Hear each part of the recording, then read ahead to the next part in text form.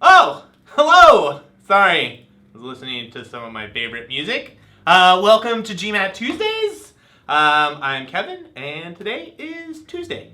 So, in this video, we're going to be talking about how long you should study for the GMAT, which is actually a great question. You need to sort of map out how much time to spend preparing for the GMAT and to fill out your applications for your MBA program. And so, we're going to look at some of the considerations that you should think about when mapping out your time. Unfortunately, there's no sort of direct answer. I can't just look at a person and be like, you should spend 3 months and 4 days preparing for the test. It's just not that simple. But with these questions and considerations, you'll have a very good idea of how long you should spend studying. So the first question, and a good one to ask, is how do you handle testing? How do you handle specifically standardized testing? And so some of us out there are just naturally blessed. Not that I'm in that group, but some people out there are naturally blessed. They can just ace standardized tests all the time. Other people struggle a little bit more with standardized tests and need a little more preparation. So take that into consideration. Are you a person who has always felt really comfortable taking tests? You don't sort of get stressed out about the time limits. You find preparing for them pretty easy. So take that into consideration. If you're someone who does struggle preparing for tests or worries more about time, you're going to want to spend a little more time preparing so you can feel comfortable on testing. Okay, and then the other important question to think about is how much time do you have to study?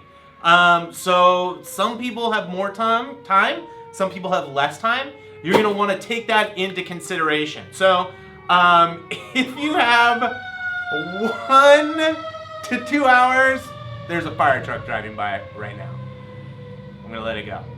Okay, it's gone.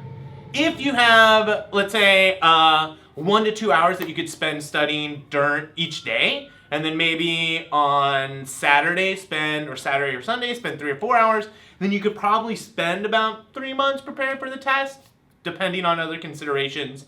If you have less time than that, you're going to need to dedicate, maybe 6 months to your studying.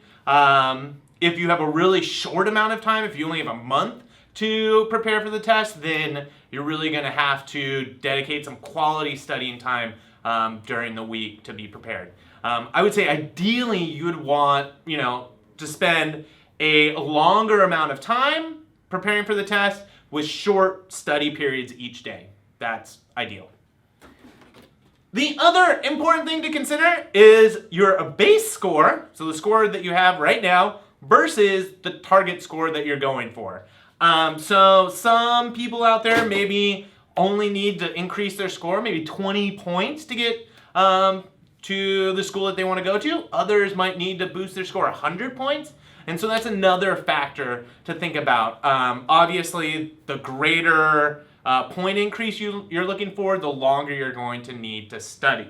And so I have some parameters here that you can think about. So if you're looking to increase your score 50 to 100 points, you're going to want to do that 3 months with 1 hour to 2 hours of studying each day, and then kind of a big hunk on the weekend, so like 4 hours on the weekend.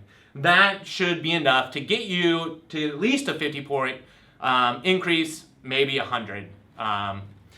If you are looking for more than 100 points, and you're going to need to spend probably about 6 months studying, and again, using sort of like 1 hour or 2 hours each day. So this is just a rough guide to consider. Again, if you're really good with standardized tests, then maybe you won't need to do this. But really, to get 100 points or more, you're going to really need to dedicate a lot of time to studying, especially if you're looking for like 200 points. That's going to be a dramatic amount of studying, possibly a year of preparation. Finally, the other thing to think about is what are your strengths? So are you really strong in math? Are you really strong in verbal? And you really want to focus on your weaknesses. So if you're strong in math, you're going to want to focus on verbal over the course of your studies. And so that means not just preparing for the sections of the test, but reading a lot. The more that you read and the more that you can make that a habit during your day, say you know you're going to take the test in a year and you want to go to business school, start reading now. Start making reading a habit where you're spending an hour a day, 2 hours a day just reading. And the same goes for math. If you're strong in verbal and you're a strong reader but sort of weak in math, you're going to want to start doing math as much as you can. So looking at high school math books, reviewing geometry and algebra concepts, doing mental math, calculating your tax at the grocery store, calculating your tip in your head, or figuring out your like how long it's going to take you to travel from point A to point B in your car if you go a certain amount of miles per hour. I know it sounds crazy, but you really want to start working on the mental math now so you're more comfortable when test day arrives. All right, those are all the boards that I have. So consider those things when trying to decide how long you have to study. Obviously, there are limitations based on when you have to submit your application, but ideally, you should be spending a good amount of time over a long period with short periods of study each day. That is my recommendation. All right, be excellent to the universe, and I will see you next Tuesday.